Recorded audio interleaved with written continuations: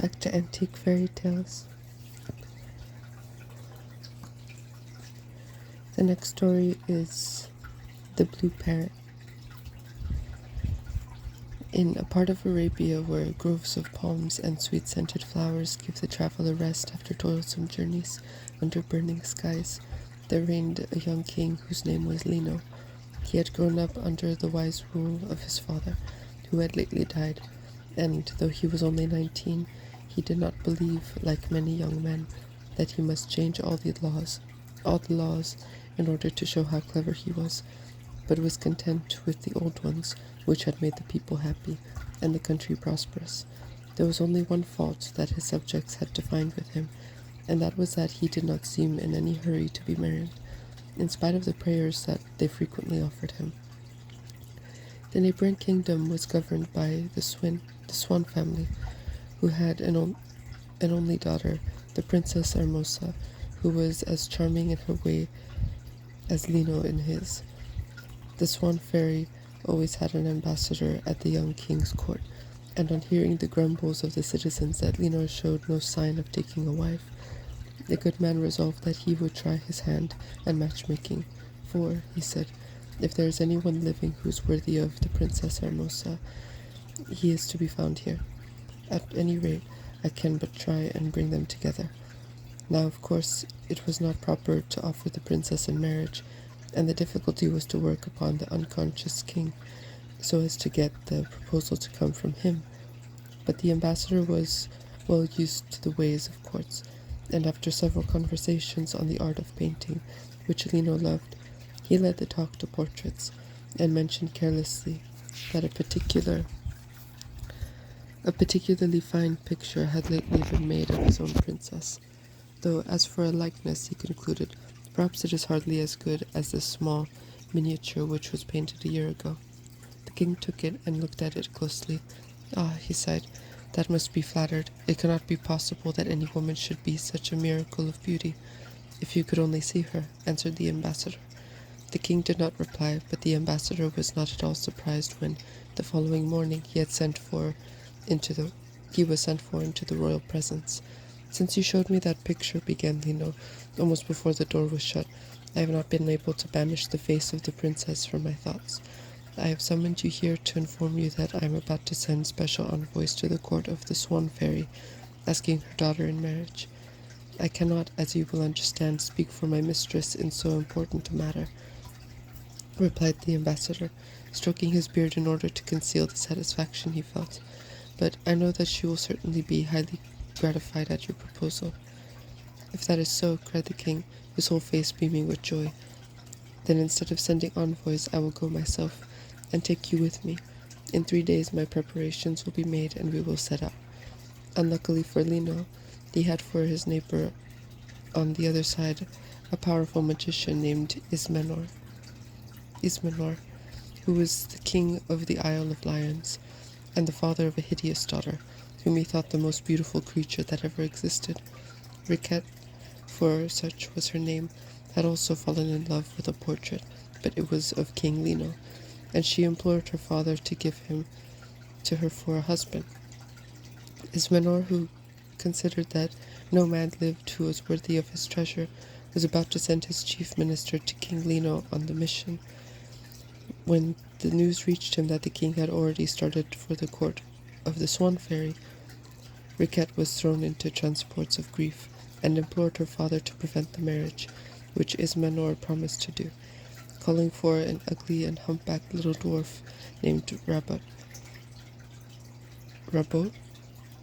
He performed some spells which transported them quickly to a rocky valley, through which the king and his escort were bound to pass. When the tramp of horses was heard, the magician took out an enchanted handkerchief, which rendered invisible anyone who touched it. Giving one end to Rabot, and holding the other himself, they walked unseen amongst the horsemen, and not a trace of Lino was to be found.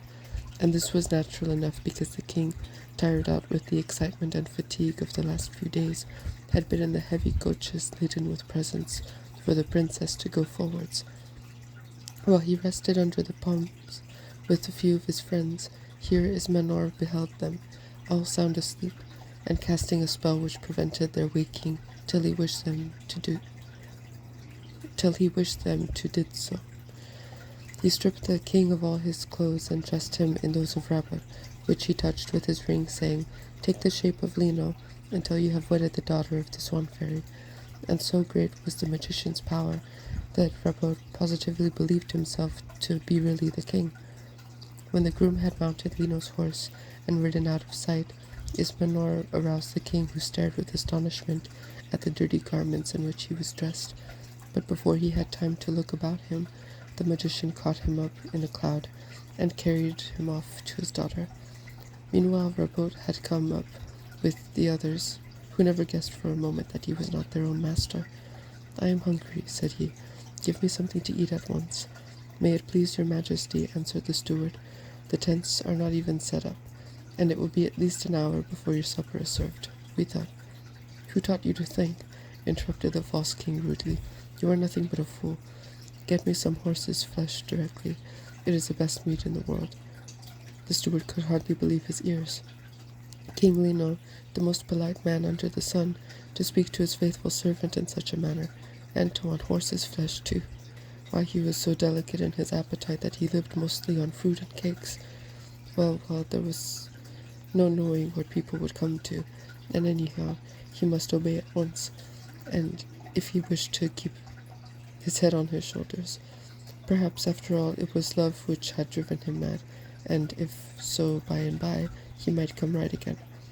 Whatever excuses his old servant might invent for their master, by the time the procession reached the Swan Fairy's capital, there were no more horses left, and they were forced to walk up to the palace on foot, hiding their surprise as best as they could.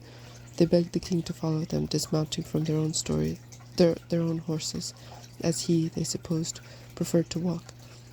They soon perceived the Swan Fairy and her daughter awaiting them on the low balcony, under which the king stopped.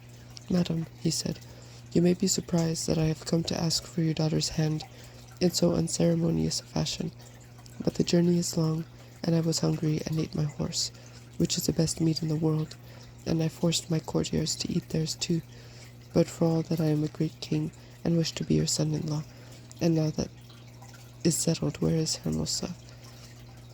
"Sire," answered the queen, not a little displeased as well as amazed at the king's manner, which was so different from anything she had been led to expect, "you possess my daughter's portrait, and it can be made but little impression on you if you don't recognize her at once." "I don't remember the portrait," replied Rabot, "but perhaps it may be in my pocket after all." And he searched everywhere, while the ladies in waiting looked on with astonishment, but of course found nothing. When he had finished, he turned to the princess, who stood there blushing and angry, and said, "If it is you whom I have come to marry, I think you are very beautiful, and I am sure I have seen your portrait, I should have remembered it. Let us have the wedding as soon as possible, and, meantime, I should like to go to sleep, for your country is very different from mine, and I can assure you that after walking over stones and sand for days and days, one needs a little rest." And without waiting for a reply, he bade one of the pages to conduct him to his room, where he was soon snoring so loud he could be heard at the other end of the town. As soon as he was out of their sight, the poor princess flung herself onto her mother's arms and burst into tears. For 15 days she had the King Lino's portrait constantly before her, while the letter from their own ambassador speaking of the young man's grace and charm had never left her pocket. True, the portrait was faithful enough, but how could that fair outside contain so rough and rude a soul? Yet this even she might have forgiven, had the king shown any of the signs of love and admiration to which she had been so long accustomed. As for her mother, the poor Swan Fairy was so bewildered at the extraordinary manners of her new son-in-law that she was almost speechless.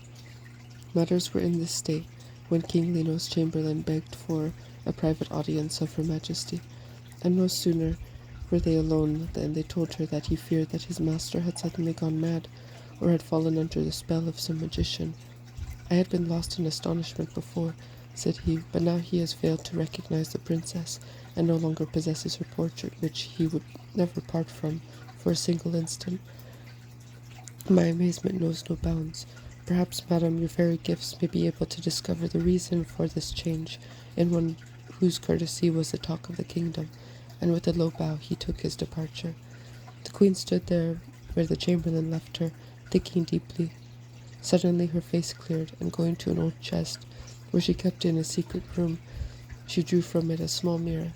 In this mirror she could see faithfully reflected whatever she wished, and at this moment she desired above all things to behold King Lino as he really was. Ah, the chamberlain was right. It was not he who was lying on his bed, snoring till the whole palace shook beneath him. No, this was her real son-in-law, the man dressed in dirty clothes and imprisoned in one of his Menor's strongest towers, and kissing the portrait of Hermosa, which had escaped the wizard's notice, owing to the young king having worn it for better concealment, tied amongst his hair. Calling hastily to her daughter, she bade her also look, and Hermosa had the pleasure of gazing on Lino, who was behaving exactly as she could have wished. The mirror was still in her hand when the door of the prison opened, and there entered the hideous Friquet, who, from her upraised eyes, seemed to be begging from Lino some favor which he refused to grant. Of course Hermosa and her mother could not hear their words, but from Riquet's angry face she left the room. It was not difficult to guess what had happened, but the mirror had more to tell, for it appeared that in fury at her rejection by the king, Riquet had ordered 4 strong men to scourge him until he fainted, which was done in the sight of Hermosa, who in horror dropped the mirror, and would have fallen had she not been caught by her mother. "Control yourself, my child," said the fairy. "We have need of all our wits, if we are to rescue the king from the power of those wicked people. And first it is necessary to know who the man that has taken him and his face really is." So there's the illustration of, so I guess that's Princess Hermosa, the swan fairy, and that's King Lino. Okay. Then picking up the mirror, she wished that she might behold the false lover, and the glass gave back a vision of a dirty, greasy room, lying dressed as he was on her bed of state. So this is a trick Ismenor hoped to play us. Well, we have our revenge, whatever it costs us to get it. Only we must be very careful not to let him guess that he has not deceived us, for his skill in magic is greater than mine, and I shall have to be very prudent. To begin with, I must leave you, and if the false king asks why, then answer that I have to settle some affairs in the borders of my kingdom. Meanwhile, be sure you treat him most politely, and arrange fêtes to amuse him. If he shows any sign of being suspicious, you can even give him to understand that on your marriage, I intend to give up the crown to your husband. And now farewell." So saying, the swan fairy waved her hand, and a cloud came down and concealed her, and nobody imagined that the beautiful white cloud that was blown so rapidly across the sky was the chariot that was carrying the swan fairy to the tower of Ismenor. Now the tower was situated in the midst of a forest, so the queen thought that under cover of the dark trees it would be quite easy for her to drop to the earth unseen. But the tower was so thoroughly enchanted that the more she tried to reach the ground, the tighter something tried to hold her back. At length, by putting forth all the power she possessed, she managed to descend to the foot of the tower, and there, weak and faint as she was with her exertions, she lost no time in working her spells, and found that she could only overcome Ismenor by means of a stone from the ring of Gyges. But how was she to get the ring? How was she to get the ring? For the magic book told her that Ismenor guarded it night and day among his most precious treasures. However, get it she must, and in the meantime, the first step was to see the royal prisoner himself. So drawing out her tablets, she wrote as follows: "The bird which brings you this letter is the swan fairy, mother of Hermosa, who loves you as much as you love her." And after this assurance, she related the wicked plot of which he had been the victim. Then quickly changing herself into a swallow, she began to fly around the tower, till she discovered the window of Lino's prison. It was so high up that the bars seemed needless, especially as 4 soldiers were stationed in the passage outside. Therefore the fairy was able to enter and hop on his shoulder. Wait, did I skip a page?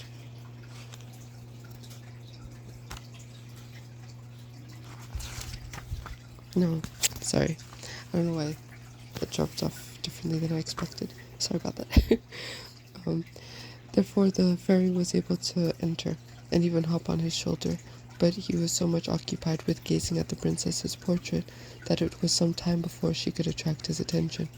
At last she gently scratched his cheek with the corner of the note, and he looked round with a start. On perceiving the swallow, he knew at once that help had come, and tearing open the letter, he wept with joy on seeing the words it contained, and asked 1,000 questions as to Hermosa, which the swallow was unable to answer, though by repeated nods she signed to him to read further. "Must I indeed pretend to wish to marry that horrible Riquet?" he cried, when he had finished. "Can I obtain the stone from the magician?" Accordingly, the next morning, when Riquet paid him her daily visit, he received her much more graciously than usual. The magician's daughter could not contain her delight at this change, and in answer to her expressions of joy, Lino told her that he had a dream by which he had learned the inconsistency of Hermosa, also that a fairy had appeared, and informed him that if he wished to break the bonds which bound him to the faithless princess and transfer his affections to the daughter of Ismenor, he must have in his possession for a day and a night the stone from the ring of Gyges, now in the possession of the magician.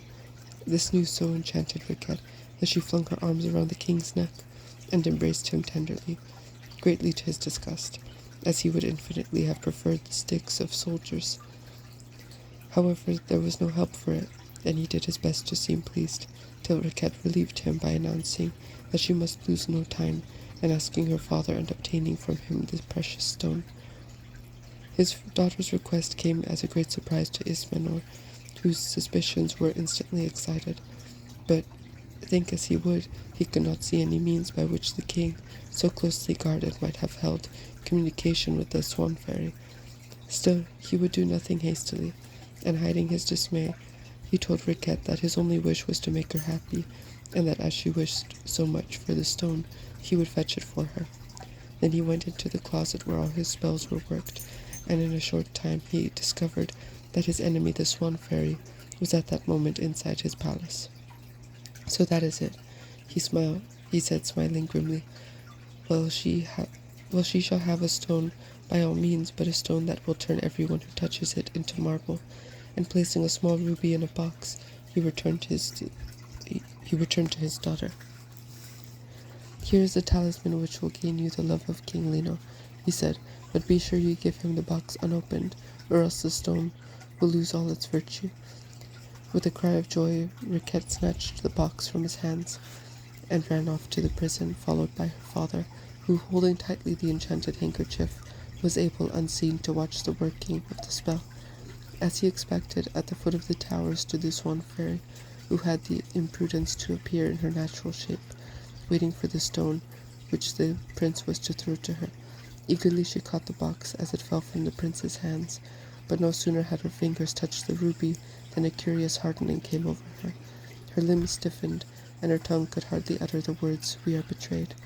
"Yes, you are betrayed," cried Ismenor in a terrible voice, "and you," he continued, dragging the king to the window, "you shall turn into a parrot, and a parrot you will remain until you can persuade Hermosa to crush in your head."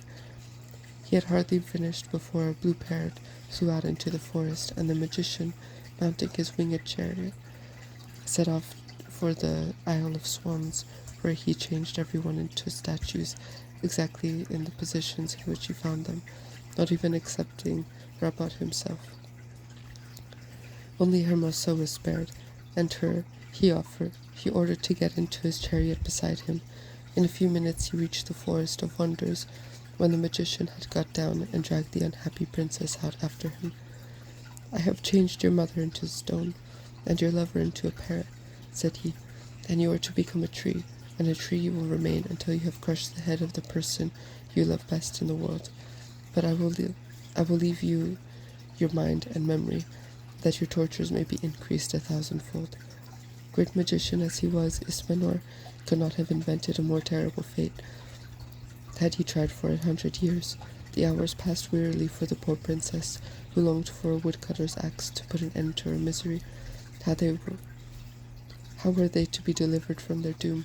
And even supposing that King Lino did fly that way, there were thousands of blue parrots in the forest, and how was she to know him, or he her? As to her mother, that was too bad to think about, so being a woman she kept on thinking.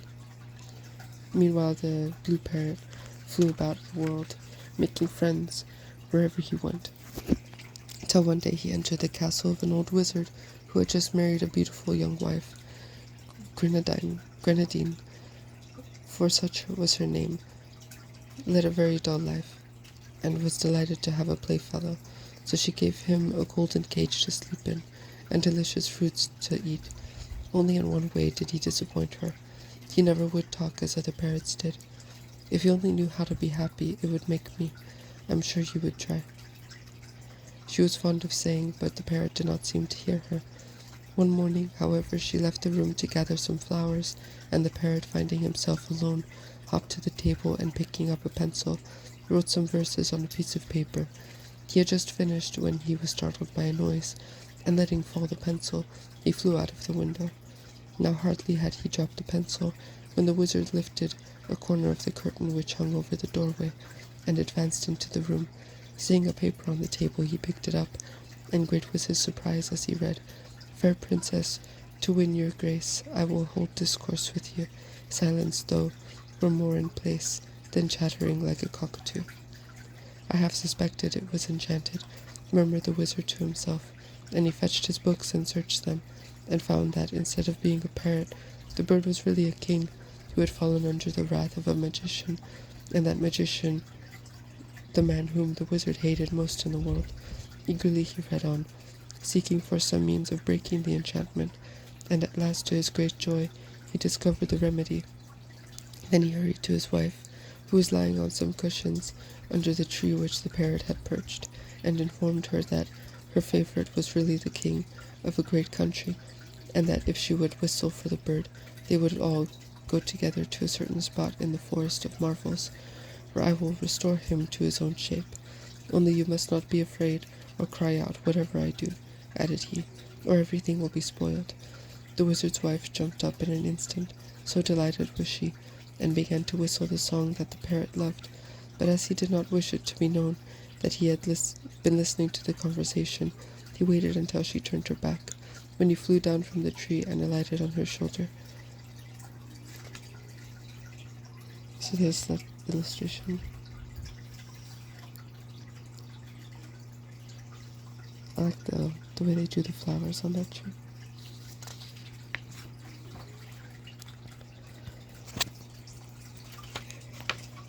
Then they got into a golden boat, which carried them to a clearing in the forest, where 3 tall trees stood by themselves. "I want these trees for my magic fire," he said to his wife. "Put the parrot on that branch. He will be quite safe, and go yourself to a little distance. If you stay too near, you may get your head crushed in their fall." At these words, the parrot suddenly remembered the prophecy of Ismenor, and held himself ready, his heart beating at the thought of one of those trees he beheld Hermosa. Meanwhile, the magician took a spade and loosened the earth of the roots of the 3 trees, that they might all fall together. Directly the parrot observed them totter as he spread his wings and flew right under the middle one, which was the most beautiful of the 3. There was a crash, then Lino and Hermosa stood facing each other, clasped hand in hand. After the first few moments, the princess's thoughts turned to her mother, and falling at the feet of the magician, who was smiling with delight at the success of his plan, she implored him to help them once more, and to give this one fairy back her proper shape. "That is not so easy," said he, "but I will try to do what I can do."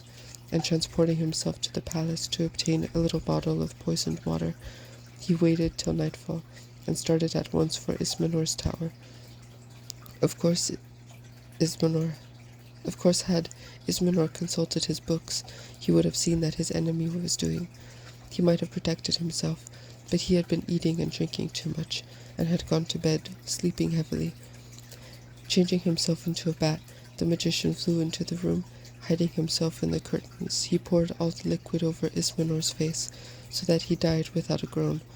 At the same instant, the swan fairy became a woman again, for no magician, however powerful, can work spells which last beyond his own life. So when the swan fairy returned to her capital, she found all her courtiers waiting at the gate to receive her, and in the midst, beaming with happiness, Hermosa and King Lino. Standing behind them, though a long way off, was Rabot, but his dirty clothes had given place to clean ones, and his earnest desire was granted, and the princess made him head of her stables. And here we must bid them all farewell, feeling sure that they have many years of happiness before them after the terrible trials through which they have passed.